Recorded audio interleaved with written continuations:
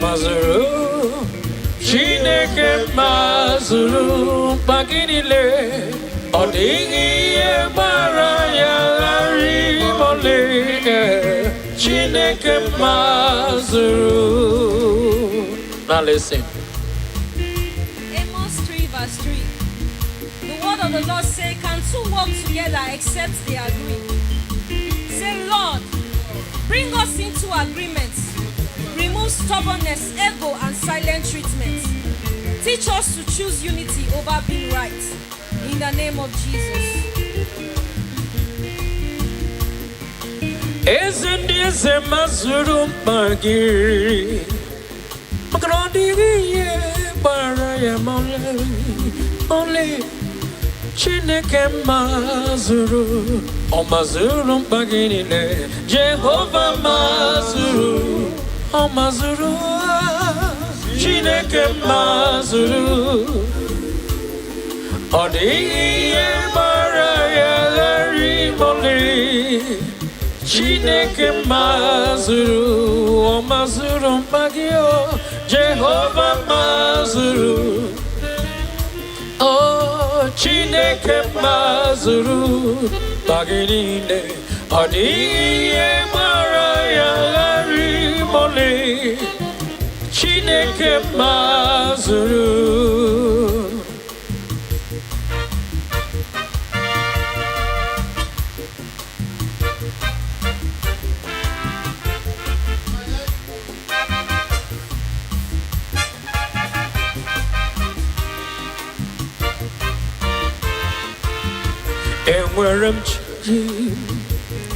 Enwerem Chukwu dị mma, enwerem Jehova dị mma n'ụwa ya mere m jangori, hallelujah. Enwerem Chukwu dị mma, enwerem Jehova dị mma n'ụwa ya mere m jangori, hallelujah. Enwerem Chukwu dị mma. Enwerem Jehovah dị mma n'ụwa ya mere m jangori. Yes, sir.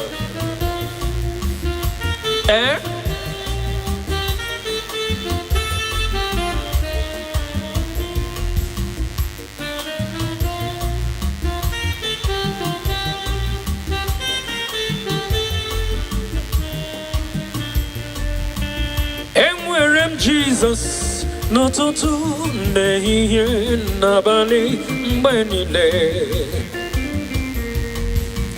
Enwerem Jesus oge niile. Enwerem Jehova dị mma n'ụwa ya mere m jangori. N'ime ya ka m gbabara wee kụọ pa.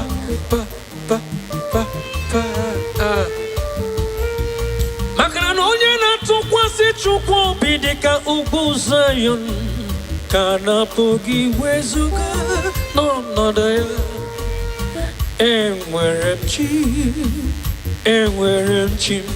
Enwerem Jehova dị mma n'ụwa ya mere m jangori, hallelujah. Enwerem Chukwu dị mma, enwerem Jehova dị mma n'ụwa ya mere m jangori, hallelujah. Enwerem Chukwu dị mma, enwerem Jehova dị mma n'ụwa ya mere m jangori. Yes, sir. Isaiah 54 verse 17. No weapon that is formed against thee shall prosper, and every tongue that shall rise against thee in judgment thou shalt condemn. Father, every weapon formed against my marriage, emotional, spiritual, or physical, shall not prosper. Every negative word spoken against our union is cancelled in the name of Jesus.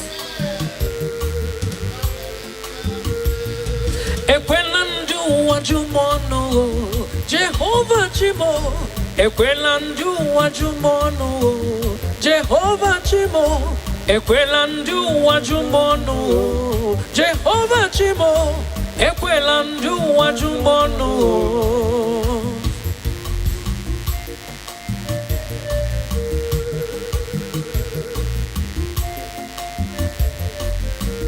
Jehovah Chime, Ekwelandu wajumono.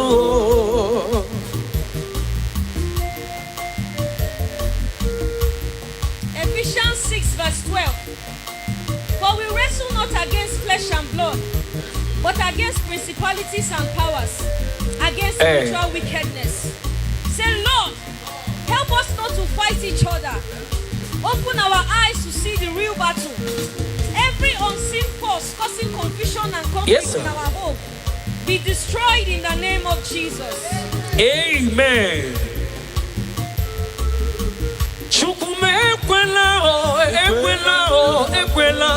Ekwela ka anyị kere eke chụọ mmanụ ka ha ghara ịjụ m olebe ka chi m ọgụ nọ.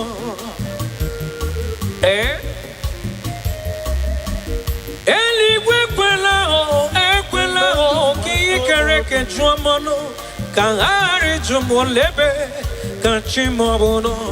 Jehovah Chimo, ekwela ndị ụwa jụ m ọnụ. Jehovah Chime, ekwela ndị ụwa jụ m ọnụ. Maka na ike m niile dị n'aka Chukwu. Ike m niile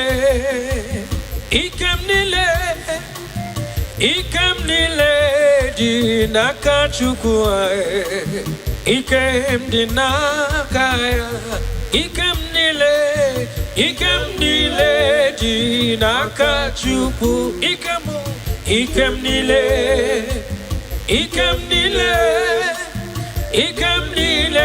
dị n'aka Chukwu.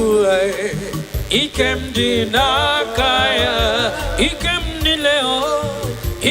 niile dị n'aka Chukwu. Ike m niile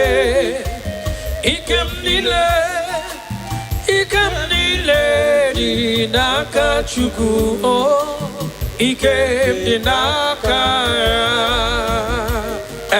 The word of the Lord in James 4 verse 7.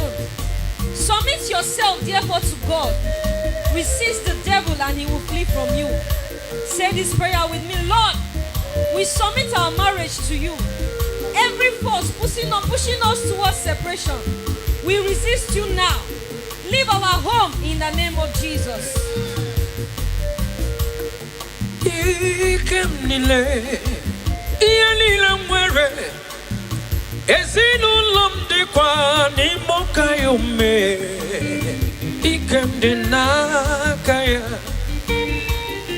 Ihe niile nwere tinye m ya n'aka gị Jesus. Ike m n'ụtụtụ, ike m n'abalị, ike m niile dịkwa n'aka Chukwu. Ike m dị n'aka ya. Ụfọdụ na-enweta ịnyịnya, ụfọdụ na-enweta ụlọ elu, ụfọdụ na-enweta ha dị iche iche n'ime ụwa Chukwu. Eze m, iume m niile, ike m niile dị n'ebe ị nọ. Ike m dị n'aka ya. Ike m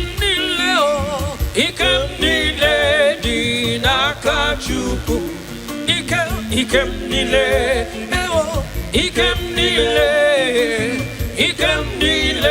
dị n'aka Chukwu. Ike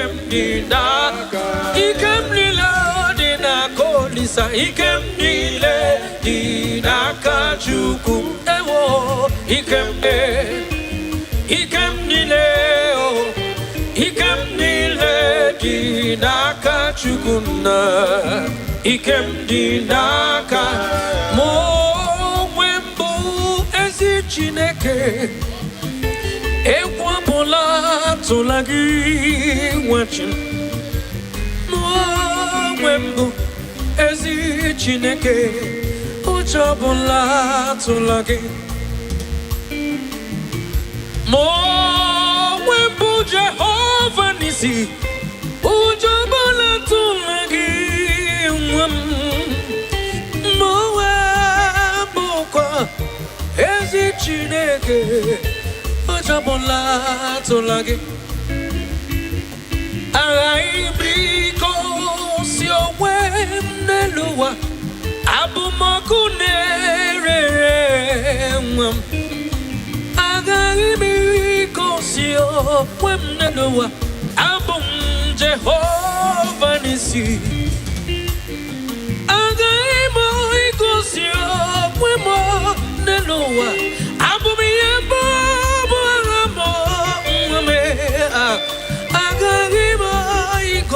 yo mwemo nelua abumo kunerere akunerere akunerere yabu amo kunerere akunerere yabu amo. Corinthians 14 verse 33. For God is not the author of confusion at all, but of peace.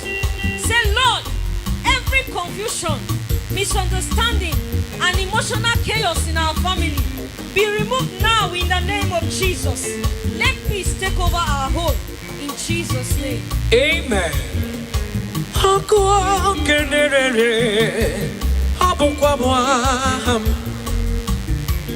Abu Modomri Besaida, Abu Momudik Wani Simbe, Abu Yabuaham.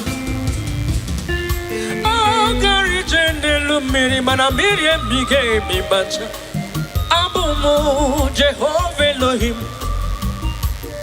Nanima Meronisi, Onisi We Hozo, Abu Modomri Besaida. Nanima Merianike Yadife Abum Jehovah Elohim Otwa Udilaba Kamudi Tata Otwa Kamuga Digide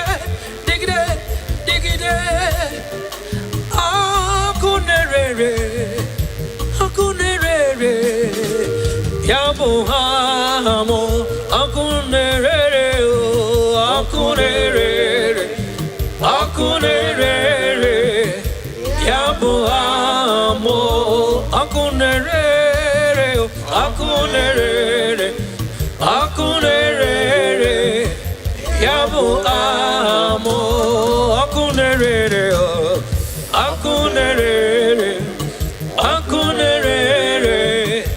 Yabu amo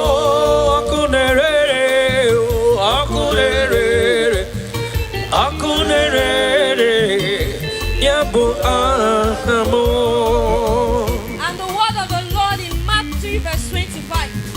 And if a house be divided against itself, that house cannot stand. Father, we refuse division. Anything trying to separate us, be uprooted now. Our home will stand strong and united. In the name of Jesus. Amen.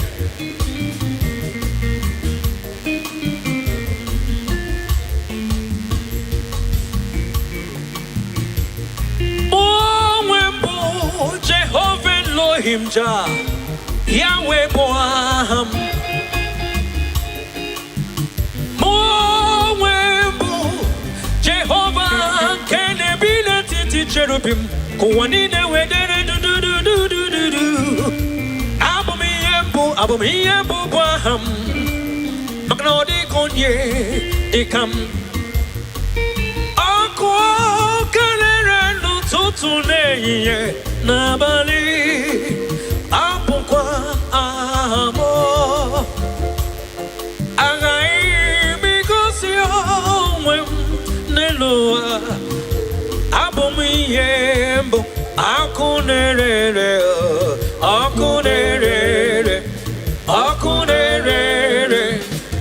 Yabu amo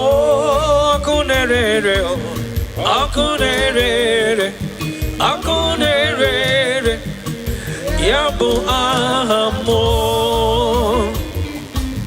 Obim na nguryo Onobune bumu kamanya Chikeligwe Elota wamo Obim na nguryo Onone bumu kamanya Jehovah Elohim Elota wamo Obim na nguryo Nongune bumu kamanya Chikeligwe Elota wamo Obemma Chukwe Elota wamo Olota wamo Obemma Merempe Kanteribe wango Kele Bolisa Chukwe Elota wamo Chimelotawa, Lotawa, Chimelotawa, Omerema, Chimunemema, Kamteribe Wogo, Kenebo Lisa, Chukwelotawa. Joel chapter 2 verse 25. I will restore to you the years that the locusts had eaten. Say, Heavenly Father, I stand in the authority of your word. Every force, seen or unseen, trying to break my family apart, is destroyed in the name of Jesus. Amen. Every spirit of division, anger, misunderstanding, and separation, leave my home now in the name of Jesus. Amen.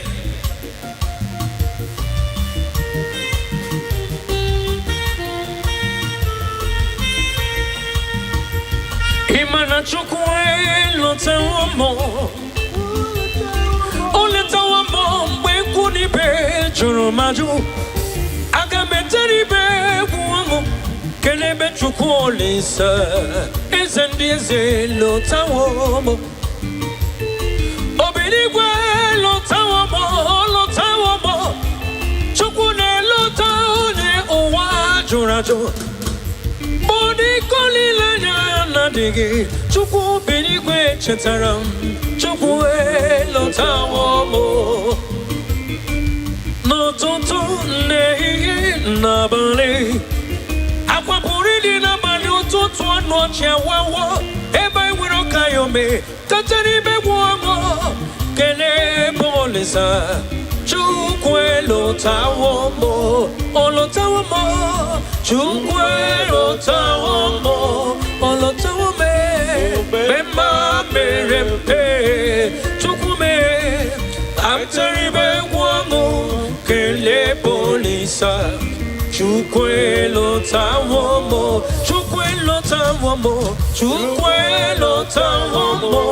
omema kepo mema varananya taribe guamo kele polisa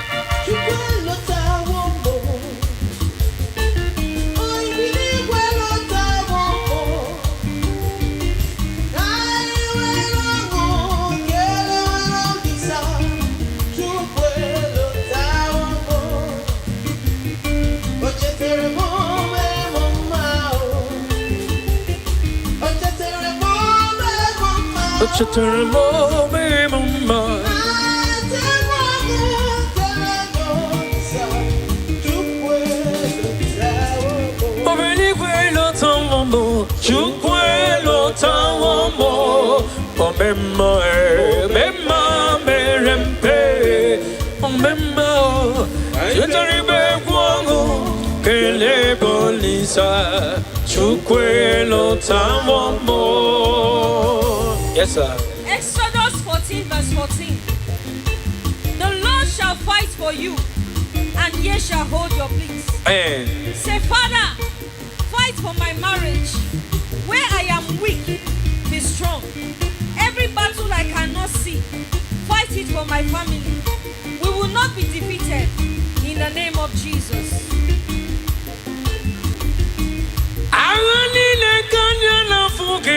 Chuku pure maga zorezo, oh chuku elo tawomo. Agadine sinulom, agadina iludina wunyam. Chuku biko pure maga zorezo, ezo, ike lo tamo. Chuku biligwa pure maga.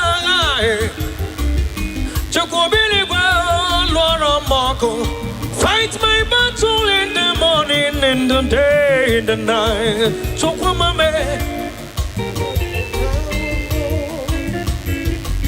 fight my my battle because I have no strength to fight. Fight my battle because I have no strength to fight. I have no power of my own, oh Jesus. Oh, Chukwu lotamo, lotamo, Chukwu lotamo, lotamo.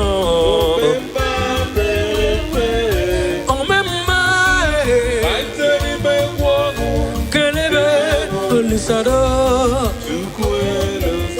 Chukwu lotanamo, Chukwu lotaname, ezem.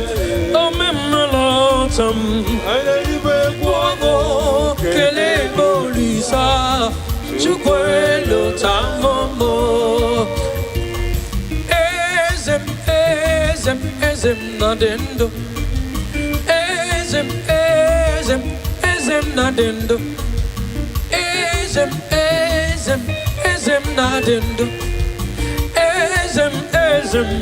Ezem Nadendo. Oh, onye nwanyi ezite wonde mozia habia putem onodum nemetu ya nobi. Ezem Nadendo. Ezemo, Ezem Nadem. Notutu, Ezem Nadendo. The word of the Lord in Matthew 15 verse 13. Every plant which my heavenly Father had not planted shall be uprooted. Say, Lord, uproot everything in my marriage that you did not plant. Every seed of conflict, anger, or division be removed completely in the name of Jesus.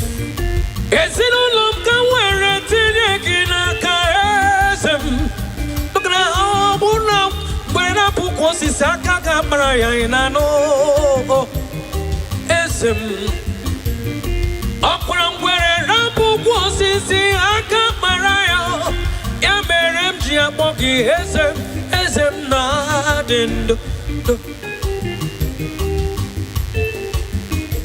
Ezinụlọ m niile Chukwuma ka nwere tinye gị n'aka Ezem. Ị na-adịgide digide ruo ebighị ebi. Ezem asị m ị na-adịgide ndụ digide ruo ebighị ebi. Ezem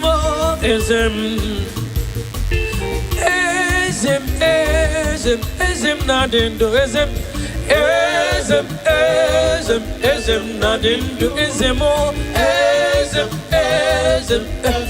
Onye nwanyị ezite wonde mozia habia putem onodum nemetu ya nobi.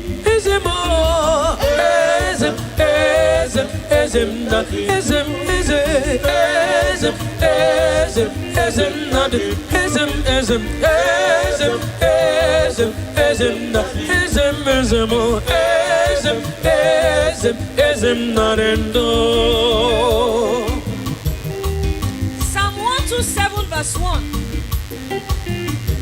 Except the Lord build the house, they labor in vain that build it. Open your mouth and say, Lord, rebuild and strengthen my family. Be the foundation of our home. Let no effort of the enemy succeed against us. In the name of Jesus. Pagenti.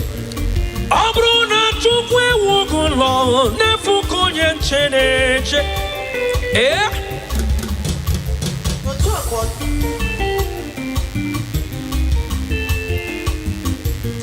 Asi obruna chukwe wugulo nefu konye newulo newu.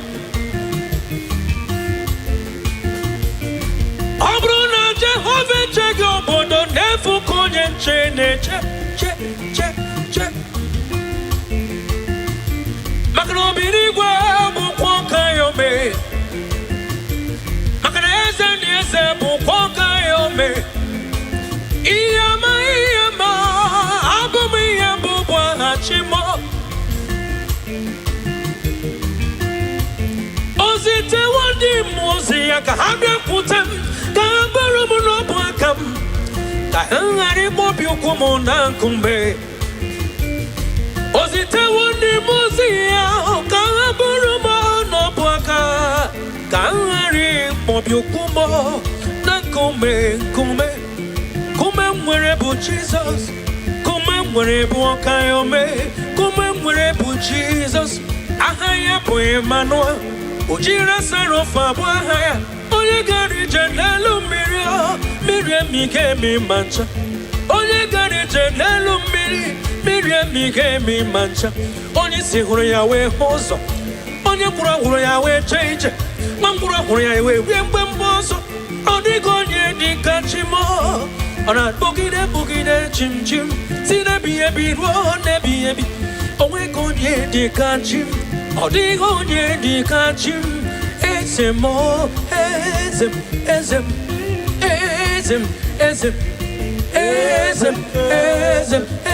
na dindu ezem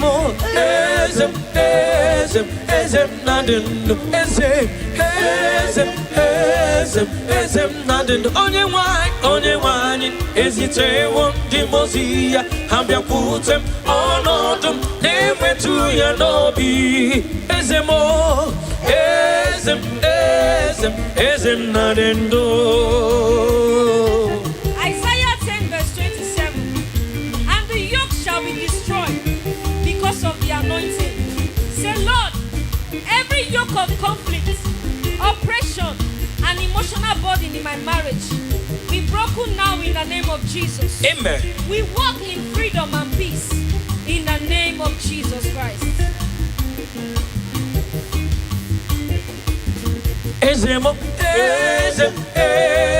Ezem na dindu.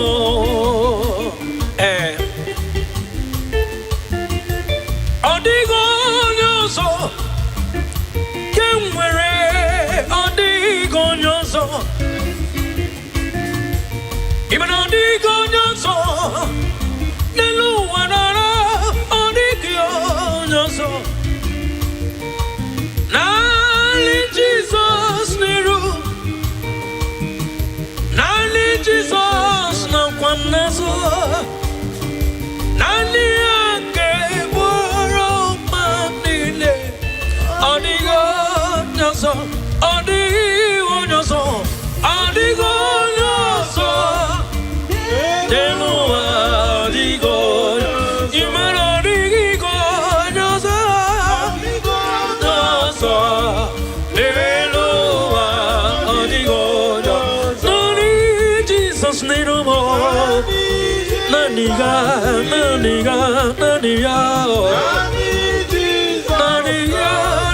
Naniya kepe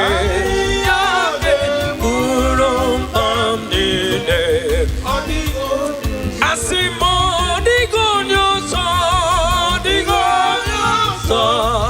eloa digo disco digonyoso neloa eloa digonyoso nani Jesus Nania Nazum Nani Jesus Nania Guru Amnile Adigo Nyoso. Ecclesiastes 3 verse 1. To everything there is a season and a time to every purpose under the heaven. Say, Lord, I trust your timing. Align my life with your perfect season. Bring my life partner at the right time. Not early, not late. In Jesus' name. Yes, Lord.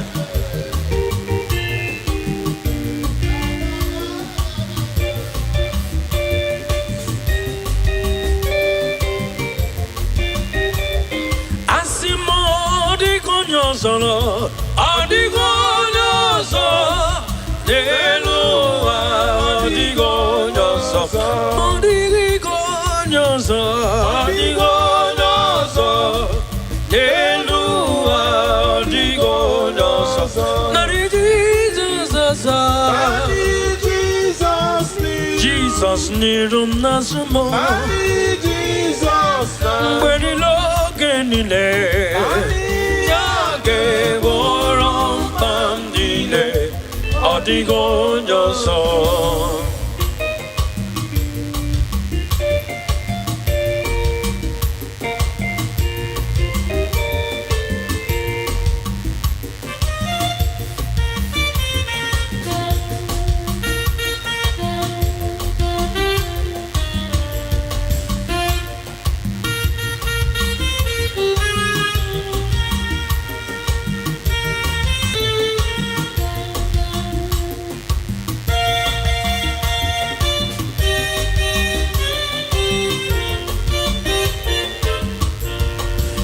Also digam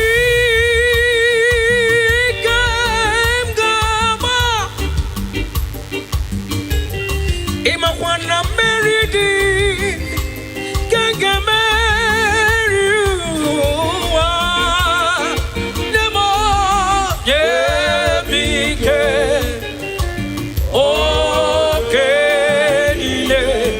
okenile damarida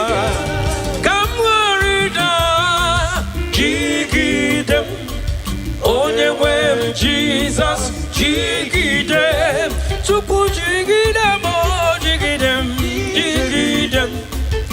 onye nwem Jesus, jigidem, asodi,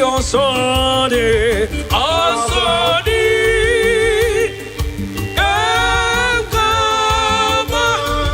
meridi,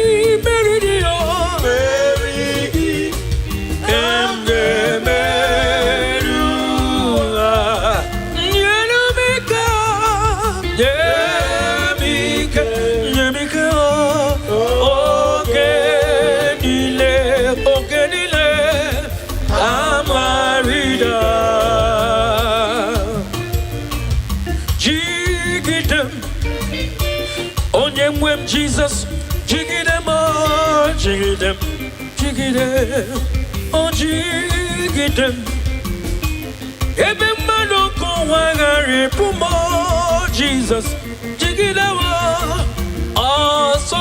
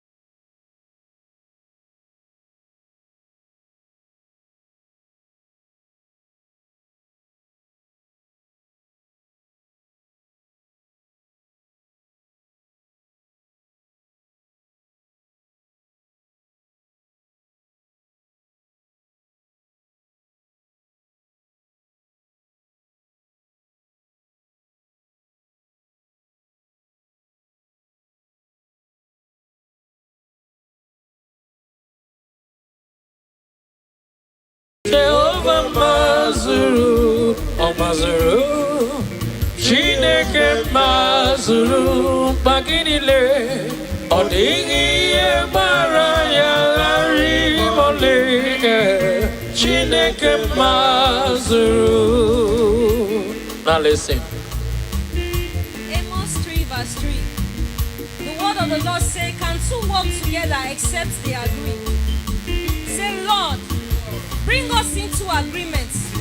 Remove stubbornness, ego, and silent treatment. Teach us to choose unity over being right. In the name of Jesus. Eze mazuru magiri Makrodi ye baraya mole Chineke mazuru O mazuru magiri le Jehovah mazuru O mazuru Chineke mazuru Odi ye baraya rimole Chineke mazuru, o mazuru magio, Jehovah mazuru. Oh, Chineke mazuru, baginine, odiye maraya rimole, Chineke mazuru.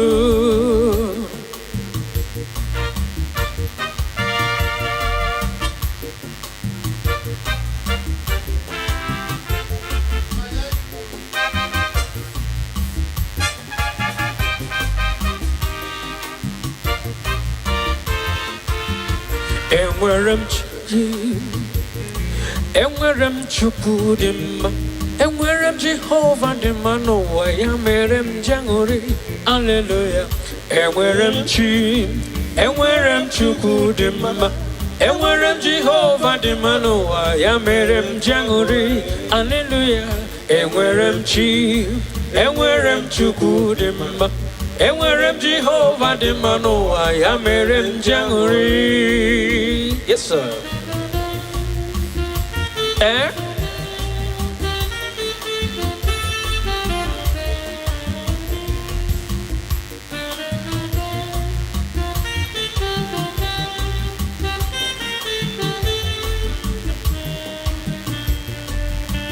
Enwerem Jesus n'ụtụtụ n'ehihie n'abalị mgbe niile enwerem Jesus oge niile enwerem Jehova dị mma n'ụwa ya mere m jangori n'ime ya ka m gbabara wee kụọ pa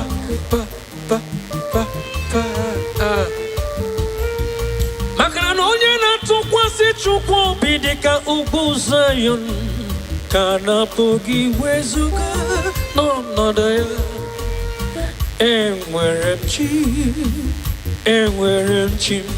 enwerem Jehova dị mma n'ụwa ya mere m jangori hallelujah enwerem Chukwu dị mma enwerem Jehova dị mma n'ụwa ya mere m jangori hallelujah enwerem Chukwu dị mma enwerem Jehova dị mma n'ụwa ya mere m jangori. Yes sir. Isaiah 54 verse 17. No weapon that is formed against thee shall prosper, and every tongue that shall rise against thee in judgment thou shalt condemn. Father, every weapon formed against my marriage, emotional, spiritual, or physical, shall not prosper. Every negative word spoken against our union is cancelled in the name of Jesus.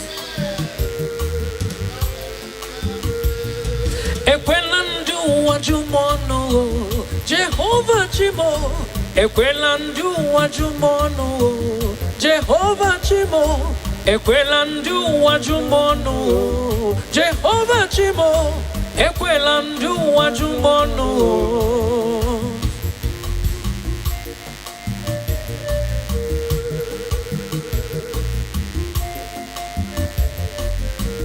Jehovah Chime, Ekwelandu wajumono.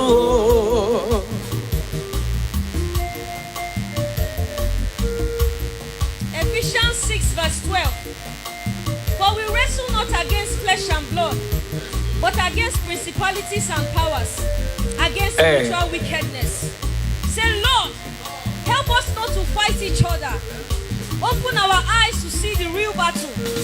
Every unseen force causing confusion and conflict in our home be destroyed in the name of Jesus. Amen.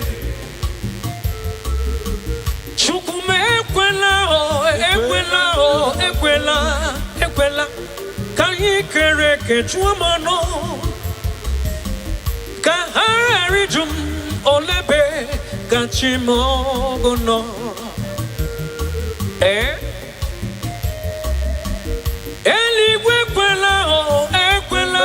kanyi kereke chuamano kaharijum olebe kachimogono Jehovah Chimo ekwela ndu wajumonu Jehovah Chime ekwela ndu wajumonu makana ikem nile di nakachugu ikem nile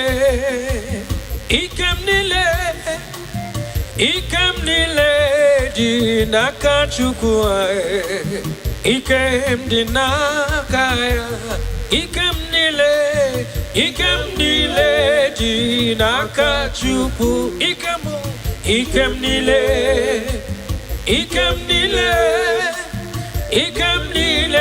di nakachuku ikem di nakaya ikem nile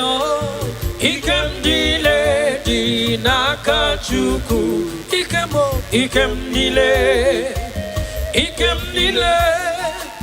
ikem nile di nakachuku ikem di nakaya. The word of the Lord in James 4 verse 7.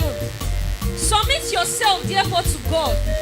Resist the devil and he will flee from you.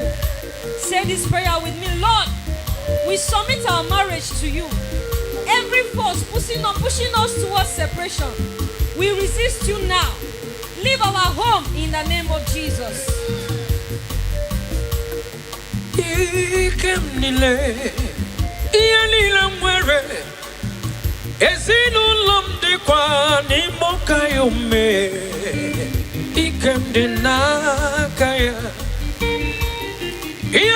mwere tinyem yanakaki Jesus ikemo nototo ikemo nabale ikem nile dikwa nakachuku ikem di nakaya Fonu na wetini na fonu na wetulelu Fonu na wetani chiche Nime uwao chukwa eze Iumem nile ikem nile dine pino Ikem di nakaya Ikem nile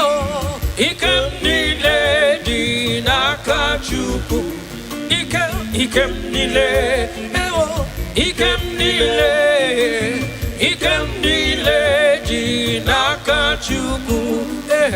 ikem di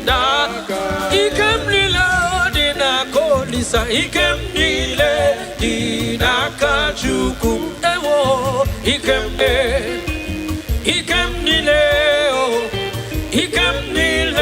di nakachuku na ikem di naka Chineke ekwapụla tụlagị nwachin n'onwembụ ezi Chineke ụjọbụla tụlagị n'onwembụ Jehova nisi ụjọbụla tụlagị nwam n'onwembụkwa ezi Chineke ọjọbụla tụlagị aghaghị m igosi onwe m n'elu ụwa abụmọkụ na-erere nwa m aghaghị m igosi onwe m n'elu ụwa abụ m Jehova n'isi aghaghị m igosi onwe m Neloa, Abumiyambo, me, Agariba, Igosio, Wemo, Neloa, Abuma, Akunere, Akunere, Akunere, Akunere, Yabo, Amo, Akunere, Akunere, Akunere, Yabo, Amo. Corinthians 14 verse 33. For God is not the author of confusion, At all. but of peace. Say, Lord, every confusion, misunderstanding, and emotional chaos in our family be removed now in the name of Jesus. Let peace take over our home in Jesus' name. Amen.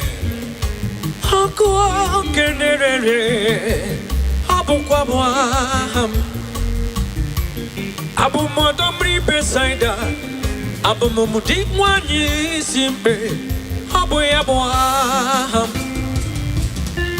Oh, Gary Jendelu Miri Manamiri Mige Mibacha, Abu Mo Jehovah Elohim.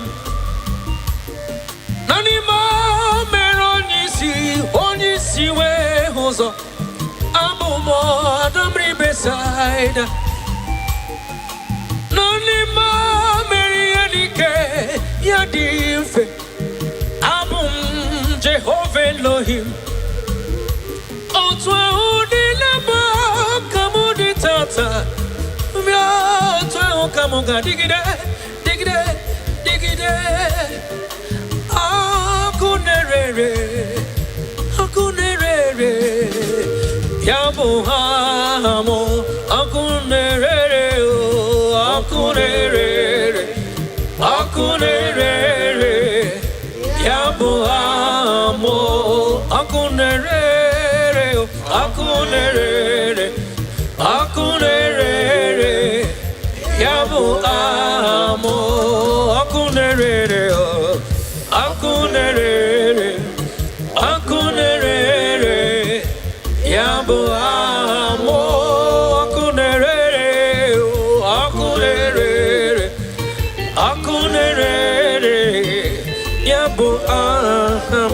And the word of the Lord in Mark 3 verse 25.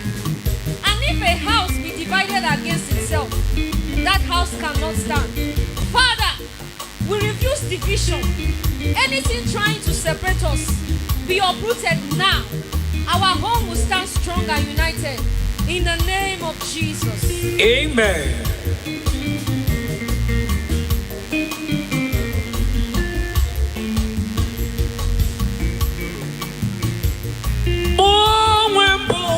Jehovah Elohim Jah, Yahweh Boaham. Moembo, Jehovah Kenebina Titi Cherubim, Kuanine Wedere do. Abumiyembo Boaham, Magnodi Konye, Ikam. Akwa Kanere no Tutuneye. Nabali Apukwa Amo Agai Bigosio Neloa Abumiyembo Akunere Akunere Akunere Yabu Ambo Akunere Akunere Akunere Yabu Amo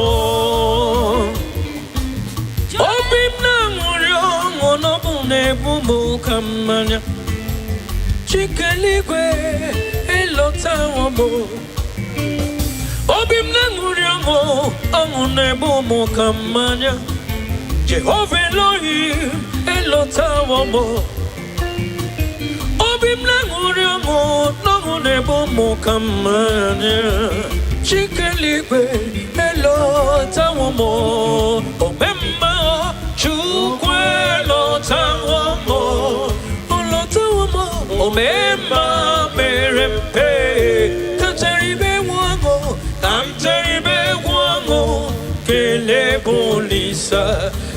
Chukwe lotawo mo, chime lotawo, lotawo, chime lotawo mo, omerema, chimone mema, kamteribe wango, kelebo lisa, chukwe lotawo mo.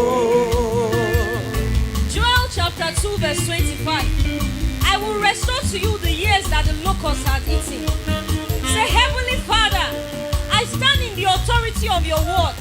Every force, sin or unseen, trying to break my family apart, is destroyed in the name of Jesus. Amen. Every spirit of division, anger, misunderstanding, and separation, leave my home now in the name of Jesus. Amen.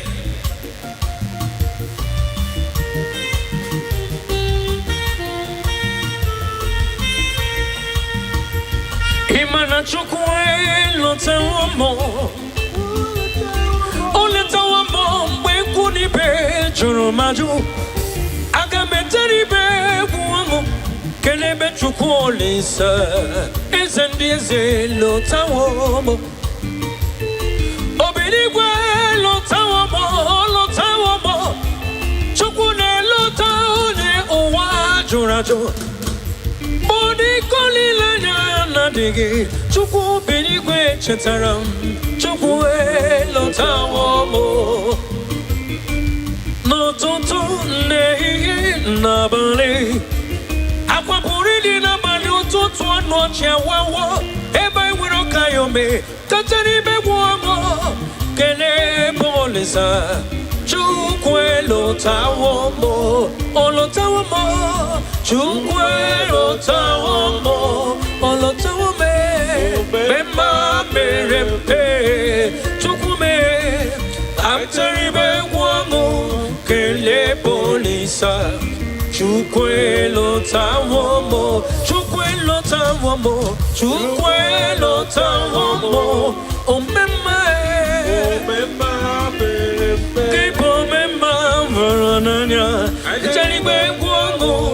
Kele polisa, chukwe lotawo mo.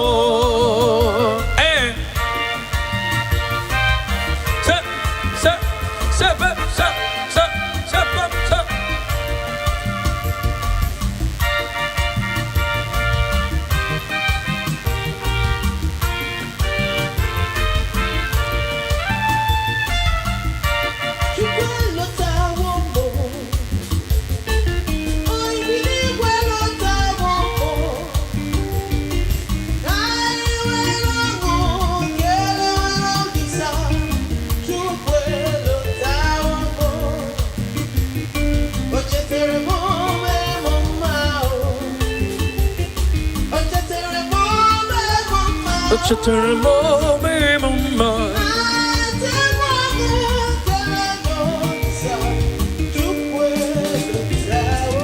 obeni lotawo mo, chukwe lotawo mo. Omema mema merempe, omema yetari be wango, kele polisa, chukwe lotawo mo. Yes, sir. Exodus 14 verse 14. The Lord shall fight for you, and ye shall hold your peace. Say, Father, fight for my marriage. Where I am weak, be strong. Every battle I cannot see, fight it for my family. We will not be defeated in the name of Jesus.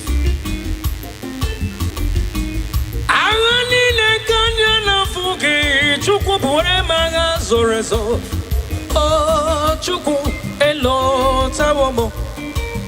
Agadi ne sinulom, agadi na iludina wunyam. Chukwu biko bore maga zorezo, ezo, ike lotamo. Chukwu biligwa bore maga.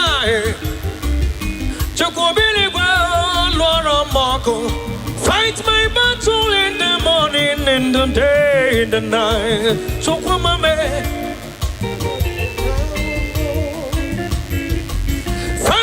battle because I have no strength to fight. Fight my battle because I have no strength to fight. I have no power of my own, oh Jesus. Oh, Chukwu lotamo, lotamo, Chukwu lotamo, lotamo.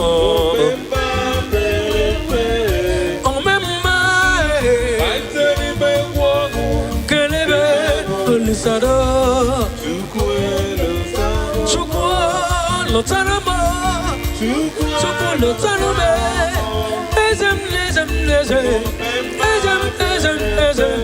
Oh mema lotam, wogo kele bolisa, Chukwu lotamo, ezem nadendo. Ezem nadendo. Ezem nadendo. Ezem nadendo. Oh, onye wanyi ezite wonde mozia habia butem onodum nemetu ya nobi. Ezem nadendo. Ezem nadim no tutu. Ezem nadendo. The word of the Lord in Matthew 15 verse 13. Every plant which my heavenly Father had not planted shall be uprooted. Say, Lord, uproot everything in my marriage that you did not plant. Every seed of conflict, anger, or division be removed completely in the name of Jesus.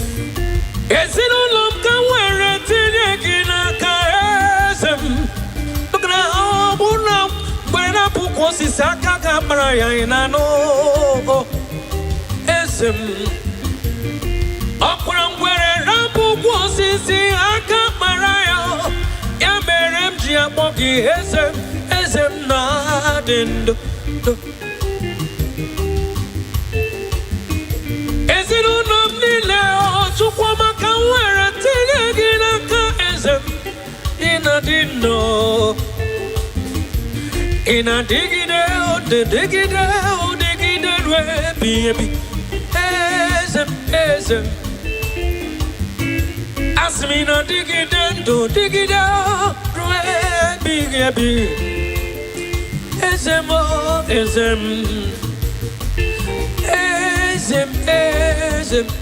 nadendo. Ezem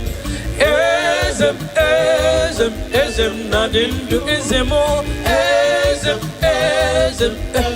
Onye wanyi ezite wondi mozia habia putem onodum nemetu ya nobi.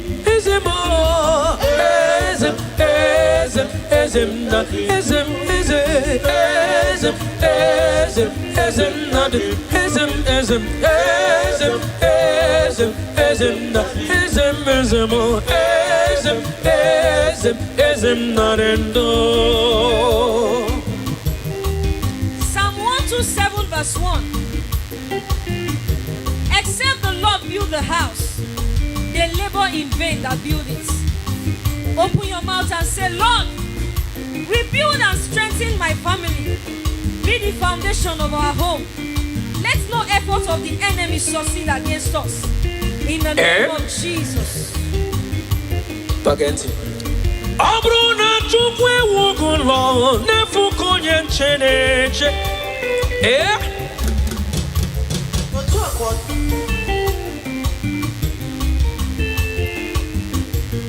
Asi mabruna chukwe wugulo nefu konye ne wulo newu. Abruna Jehova chege obodo nefu konye cheneche. Makano birigwe bukwa kayome. Makano eze bukwa kayome. Iyama abumi yambubwa hachimo. Ozite wandi mozi yaka habya putem. Kabarumu no bwakam. Kahangari mobi ukumona kumbe. Ozite woni muzia kaburu no bwaka. Kahangari mobi ukumo na kumbe kumbe. Kumbe mwere bu Jesus. Kumbe mwere bu okayome. Kumbe mwere bu Jesus. Ahaya bu Emmanuel. Ujira sarofa bu ahaya. Onye gari jenelu mirio. Miriam Migemi Mancha. Onye gari jenelu miri. Miriam Migemi Mancha. Onye si huru ya we hozo.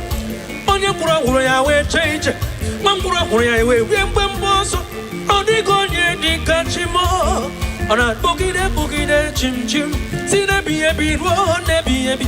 Onwe gonye dikachim. Odigonye dikachim. Ezemo, ezem, ezem, ezem, ezem, ezem, ezem, ezem nadindo, ezemo, ezem, ezem, ezem nadindo, ezem, ezem, ezem, ezem nadindo. Onye wani, ezite won dimozia, hambia kutem, onodum, nemetu ya nobi, ezemo, ezem nadendo. Isaiah 10 verse 27. And the yoke shall be destroyed because of the anointing. Say, Lord, every yoke of conflict, oppression, and emotional burden in my marriage be broken now in the name of Jesus. Amen. We walk in freedom and peace in the name of Jesus Christ. Ezemo, ezem nadindo.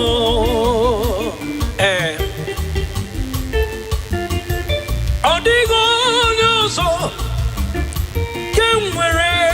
Odigo nyoso, even odigo nyoso.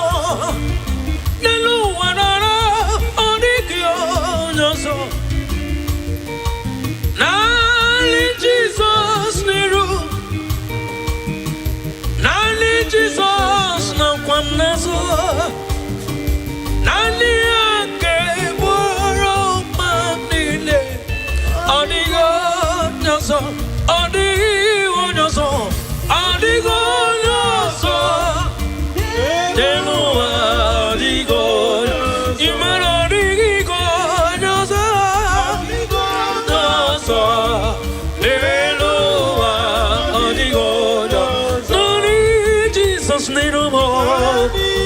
Naniga,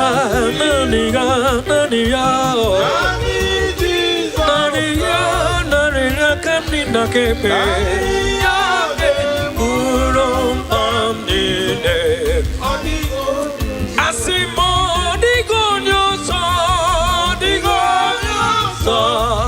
eloa, digo, disno, digigo nyoso, neloa, nyoso.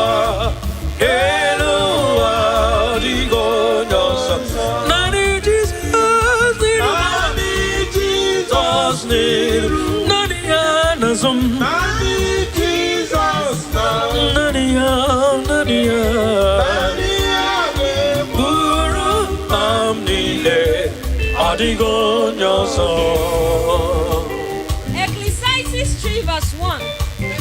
To everything there is a season and a time to every purpose under the heaven. Say, Lord, I trust your timing. Align my life with your perfect season. Bring my life partner at the right time. Not early, not late. In Jesus' name. Yes, Lord.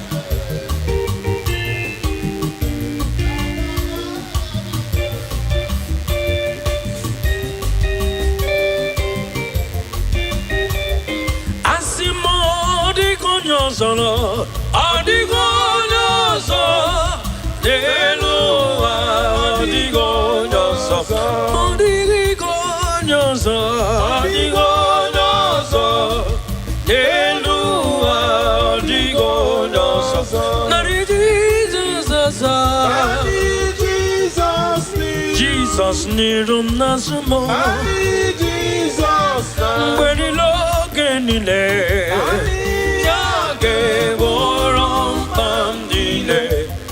digo yo soy.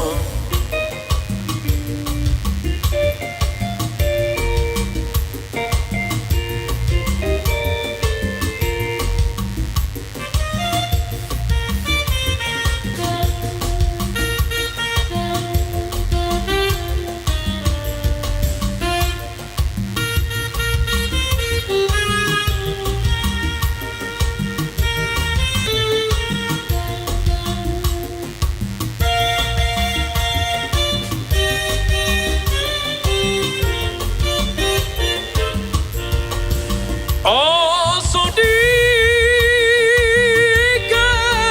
gama ima kwana meridi gangameriwa nemo yebike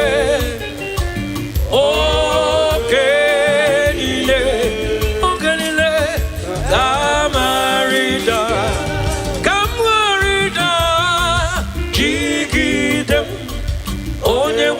Jesus, jigidem, tupu jigidem, oh jigidem, jigidem. Onye nwem Jesus, jigidem, asodi, asodi, asodi.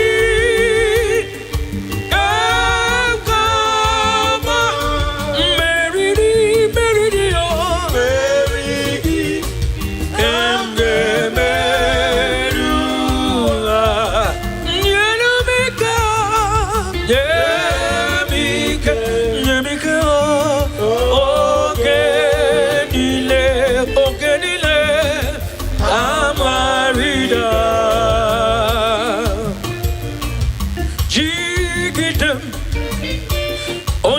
Jesus, jigidem, oh, jigidem, jigidem, oh, jigidem. Ebe mano ko wangari pumo, Jesus, jigidem, oh, so di.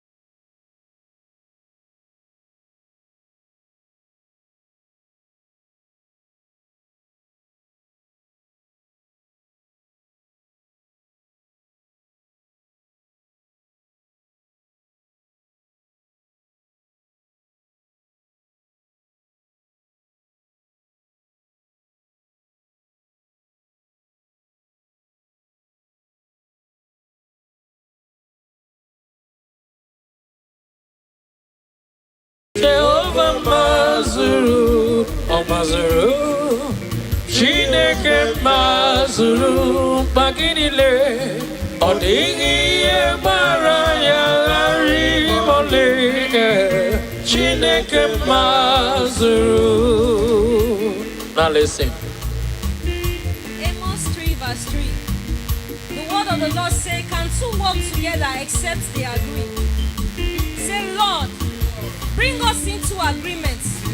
Remove stubbornness, ego, and silent treatment. Teach us to choose unity over being right. In the name of Jesus. Eze mazuru magiri Magrodi baraya only Chineke mazuru O mazuru magiri Jehovah mazuru O mazuru Chineke mazuru Odiye baraya rimoli Chineke mazuru O mazuru magio Jehovah mazuru Oh Chineke mazuru Bagirine Odiye baraya rimoli Chineke mazuru.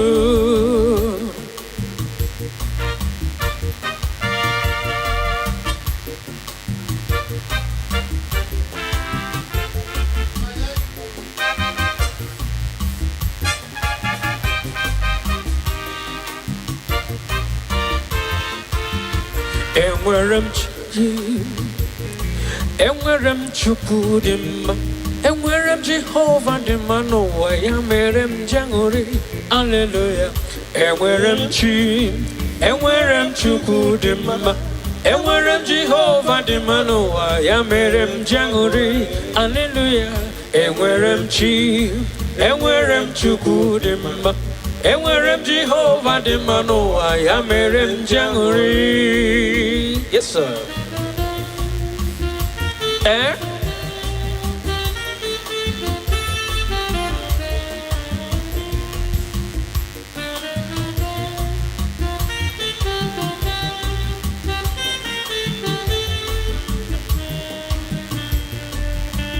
Enwerem Jesus n'ụtụtụ n'ehihie n'abalị mgbe niile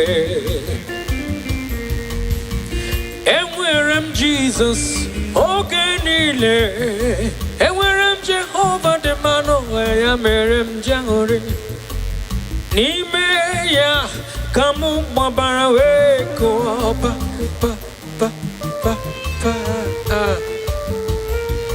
maka na onye na-atụkwasị Chukwu obi dị ka ugwu Zion ka na-apụghị wezuga n'ọnọdụ ya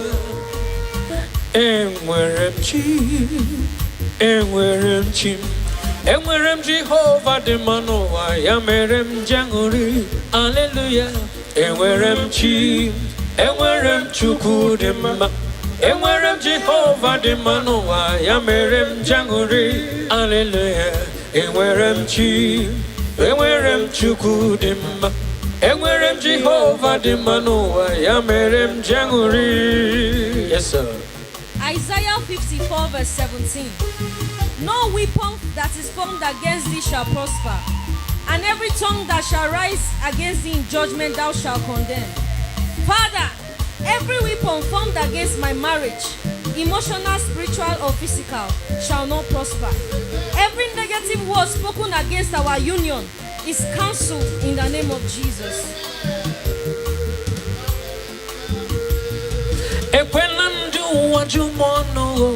Jehovah Chimo, Ekwelandu wajumono, Jehovah Chimo, Ekwelandu wajumono, Jehovah Chimo, Ekwelandu wajumono.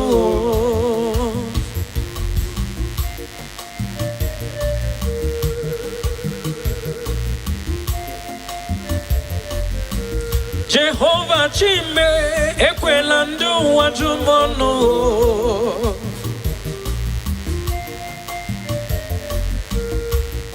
Ephesians 6 verse 12. against flesh and blood, but against principalities and powers, against spiritual wickedness. Say, Lord, help us not to fight each other. Open our eyes to see the real battle. Every unseen force causing confusion and conflict in our home be destroyed in the name of Jesus. Amen.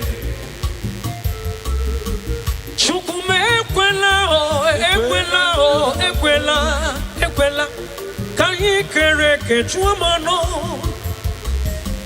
ka ha ghara ịjụ m olebe ka chi m ọgụ nọ.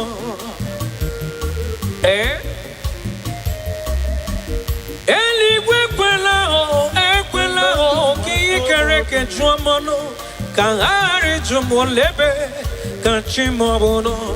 Jehovah Chimo, ekwela ndị ụwa jụ m ọnụ.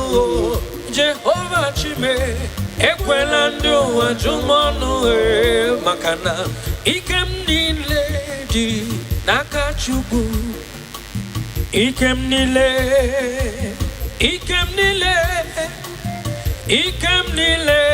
dị n'aka Chukwu.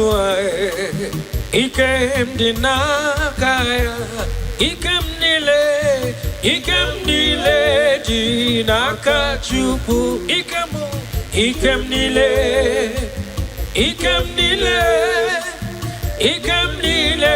dị n'aka Chukwu. Ike m dị n'aka ya. Ike m niile dị n'aka Chukwu. Ike m niile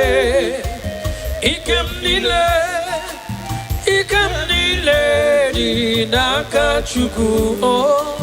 Ike m dị n'aka ya.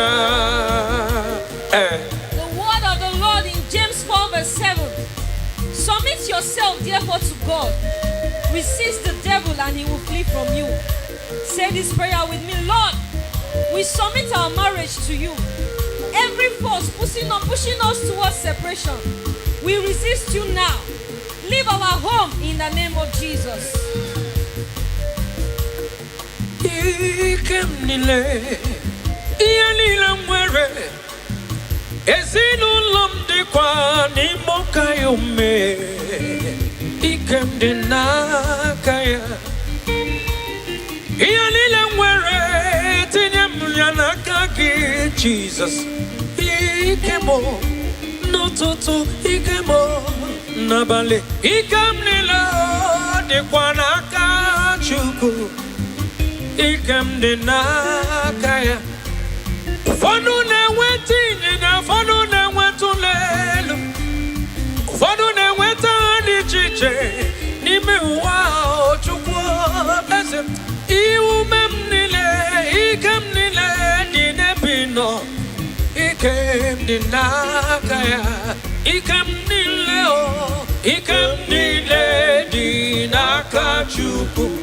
Ike m niile, ike m niile dị n'aka Chukwu. Ike m dị n'aka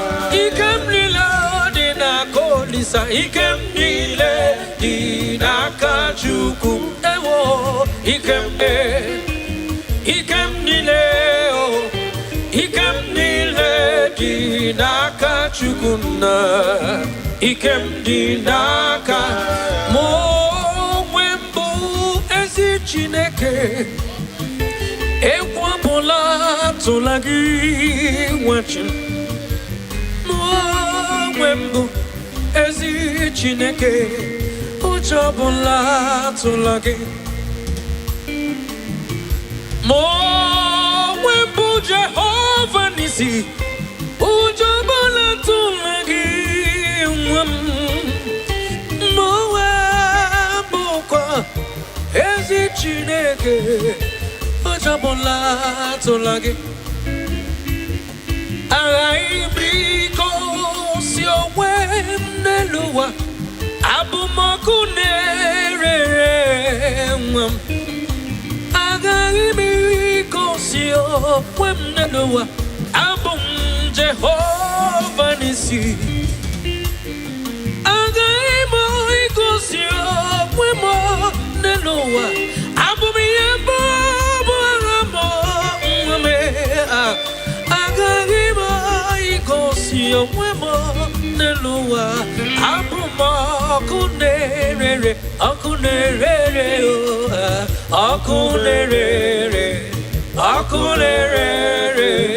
Yabu amo, Kunere, Akunere, Yabu amo. First Corinthians 14 verse 33. For God is not the author of confusion, At all. but of peace. Say, Lord, every confusion, misunderstanding, and emotional chaos in our family be removed now in the name of Jesus. Let peace take over our home in Jesus' name. Amen. Hakua kenere, abukwa mwaham, abu modomri besaida, abu mumudi mwanyi simpe, abu ya mwaham. Agari jende lumiri manamiri mbige mibacha, abu mu Jehovah Elohim. Nani ma Onisi we hozo abu mo adamri beside Nani ma merianike yadimfe abu Jehovah Elohim Otwa udilaba kamudi tata Mya otwa kamuga digide Akunere, Yabu amo, Akunere,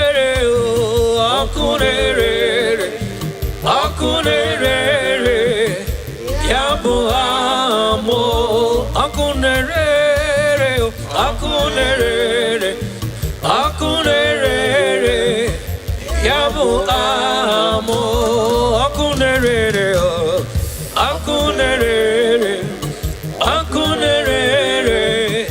Yabu amo,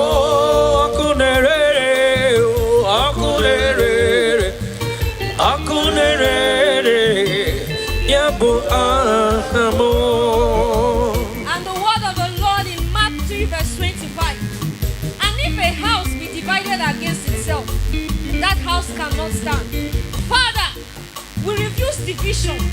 Anything trying to separate us, be uprooted now. Our home will stand strong and united. In the name of Jesus. Amen.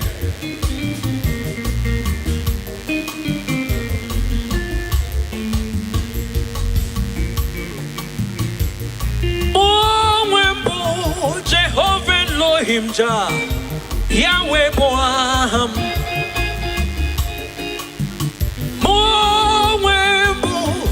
Jehovah Kenebina Titi Cherubim, Kuanine Wedere do. Abumiyambo Boaham. Magnodi Konye, Ikam. Aqua Canera no Totune, Nabali. Apukwa amo. Agai Migosio. Abumiyambo, Akunere,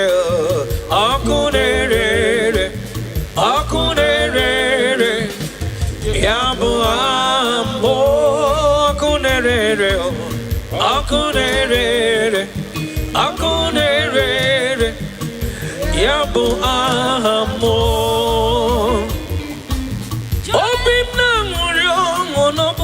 Bumu kamanya Chikeligwe elota wamo Obim nanguriamo Amune bumu kamanya Jehovah Elohim elota wamo Obim nanguriamo Namune bumu kamanya Chikeligwe elota wamo Obemma chukwe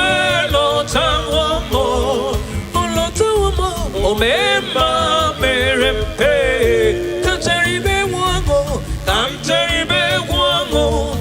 kele bolisa ukwe lotawo mo chime lotawo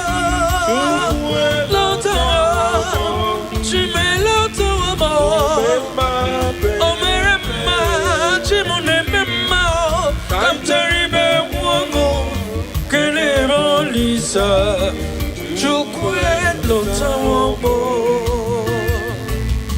Chapter 2 verse 25. I will restore to you the years that the locusts had eaten. Say, Heavenly Father, I stand in the authority of your word. Every force, sin or unseen, trying to break my family apart is destroyed in the name of Jesus. Amen. Every spirit of division, anger, misunderstanding and separation, leave my home now in the name of Jesus. Amen.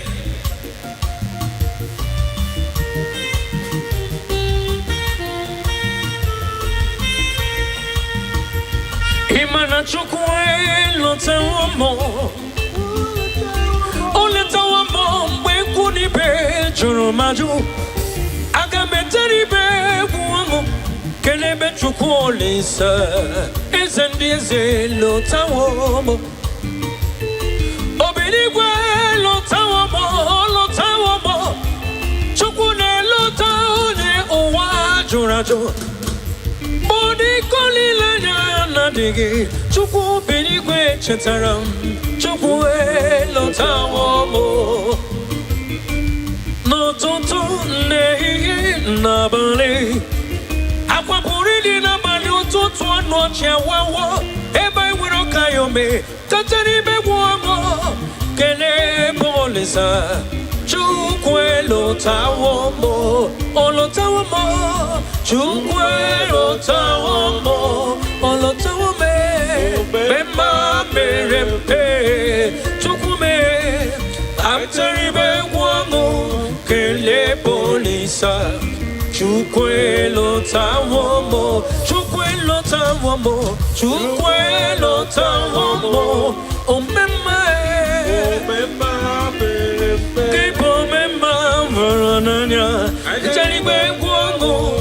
kele bolisa chukwelo tamomo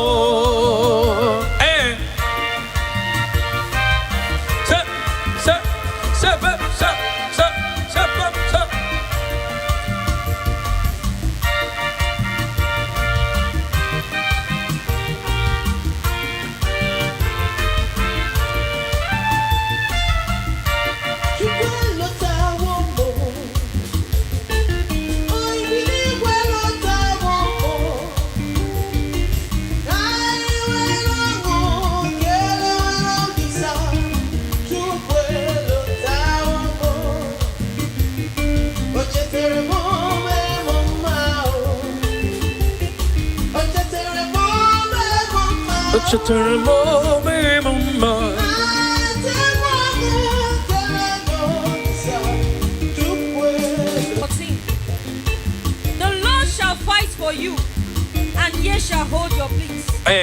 Say, Father, fight for my marriage. Where I am weak, be strong. Every battle I cannot see, fight it for my family. We will not be defeated in the name of Jesus.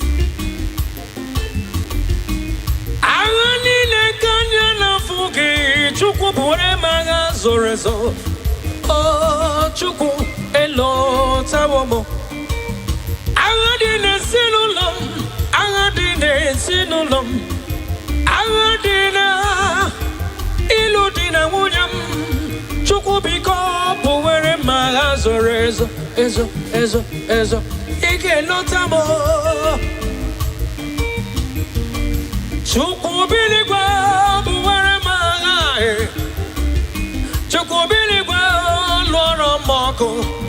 fight my battle in the morning, in the day, in the night. So come on,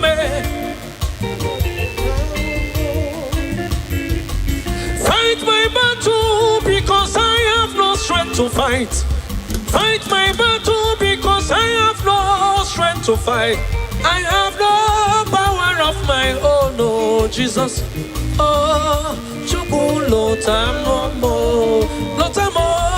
chukwelo taomo alotao omemma kelebe olisado chukwelo tanama chukwelo taname ezem omemma lotam kelebe olisa chukwelo tamomo ezem nadendo ezem nadendo ezem nadendo ezem nadendo oh onye nwanyi ezite wonde mozia habia putem onodum nemetu ya nobi ezem nadendo ezemo ezem nadim notutu ezem nadendo The word of the Lord in Matthew 15 verse 13. Every plant which my heavenly Father had not planted shall be uprooted. Say, Lord, uproot everything in my marriage that you did not plant. Every seed of conflict, anger, or division be removed completely in the name of Jesus.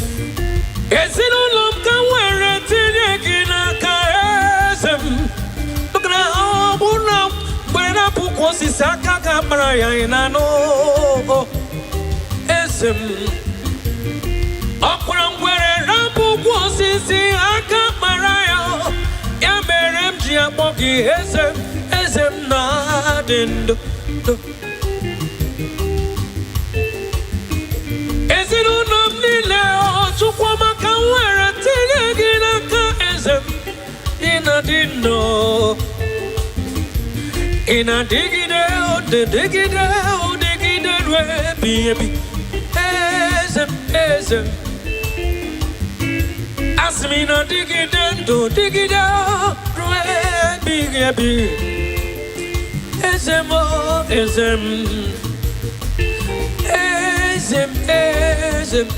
nadendo ezem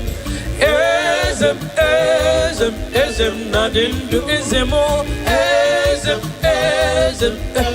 onye nwanyị ezite wonde mozia habia putem onodum nemetu ya nobi ezemo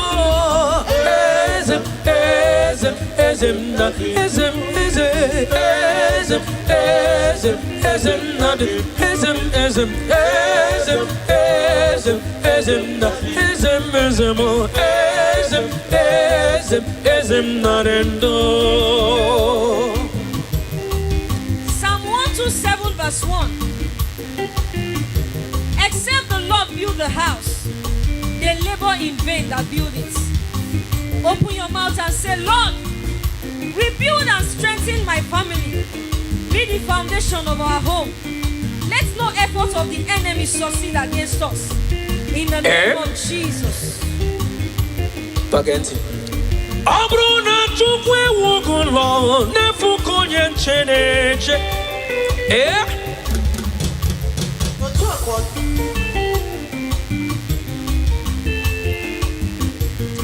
Asi mabruna chukwe wugulo nefu konye newulo newu. Abruna Jehove chege obodo nefu konye ncheneche. Makano birigwe bukwa kayome. Makano eze bukwa kayome. Iyama abumi yambubwa hachimo. Ozite wandi muzi ya kahabia kutem. Kabaru munobu akam. Kahangari mobi ukumu na kumbe. Ozite wandi muzi ya kabaru munobu akam. Kahangari mobi ukumu na kumbe. Kume mwere bu Jesus. Kume nwere bụ ọkaiome kume nwere bụ Jizọs aha ya bụ Emmanuel o jiri asara ofe abụ aha ya onye gara ije n'elu mmiri mmiri emighị emi ma ncha onye gara ije n'elu mmiri mmiri emighị emi ma ncha onye si hụrụ ya wee hụ ụzọ onye gwụrụ hụrụ ya wee jee ije nwa mkpụrụ hụrụ ya wee rie mgbemgbe ọzọ ọ dịghị onye dị ka chi m ọ na-akpọgide bụgide chim chim si n'ebighị ebi ruo n'ebighị ebi onweghị onye dị ka chi m ọ dịghị onye dị ka chi m eze m eze m eze m eze m eze m eze m eze m eze m na dị ndụ eze m eze m eze m eze m na dị ndụ eze eze m eze m eze m na dị ndụ onye nwanyị ezitewo ndị mozi ya ha bịakwute m ọnọdụ m na-enwetụ ya n'obi eze m eze m eze m eze m na dị ndụ.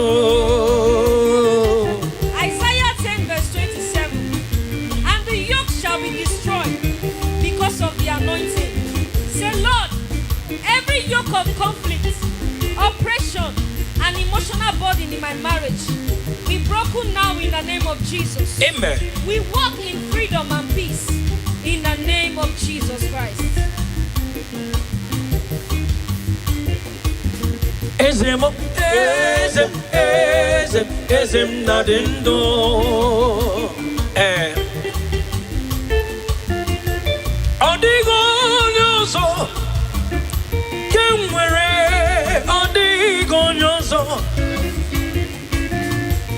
Even on the gonyoso, Nelu Wanara, on the gonyoso. Nali Jesus Niru, Nali Jesus no Kwanaso, Nali Ake Boro Mamile, on the gonyoso, on the gonyoso, on the gonyoso.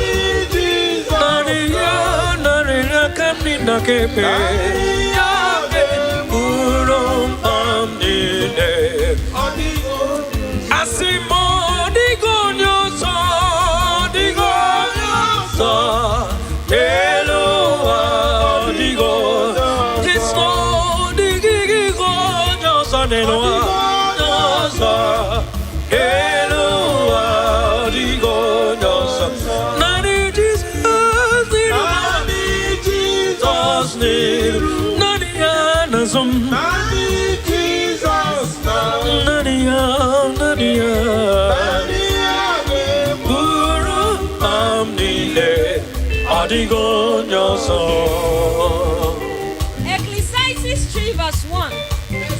To everything there is a season and a time to every purpose under the heaven. Say, Lord, I trust your timing. Align my life with your perfect season.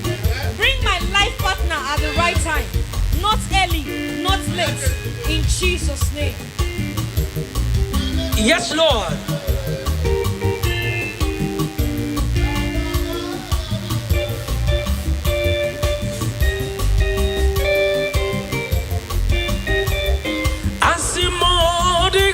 Solo, adigoñoso, Nelua, adigoñoso, adigoñoso, adigoñoso, Nelua, adigoñoso, Nari Jesus, Jesus, nirum nasumo, Jesus, when he look in the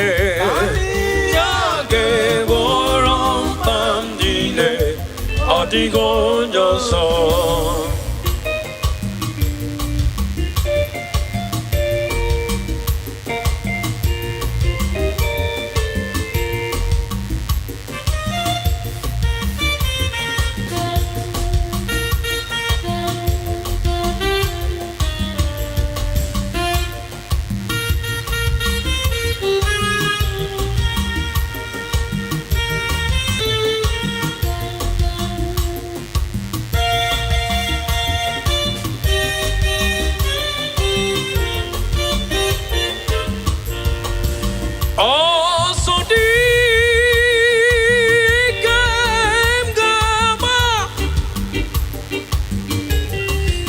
Wakwana meridi Genge meriwa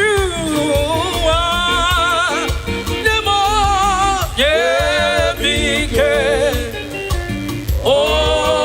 Okenile Okenile Kamarida Kamwarida Jigidem Onyewem Jesus Jigidem Tupu jigidem oh jigidem Jigidem Onyewem Jesus Jigidem Asodi Asodi Asodi Kama Meridi Meridi oh Meridi Kemge Merula Yenumika Yemika Yemika Ogenile Ogenile Amarida Jigidem Onyemwem Jesus Jigidem oh Jigidem Jigidem oh Jigidem Ebe manoko wagari pumo Jesus Jigidem oh Asodi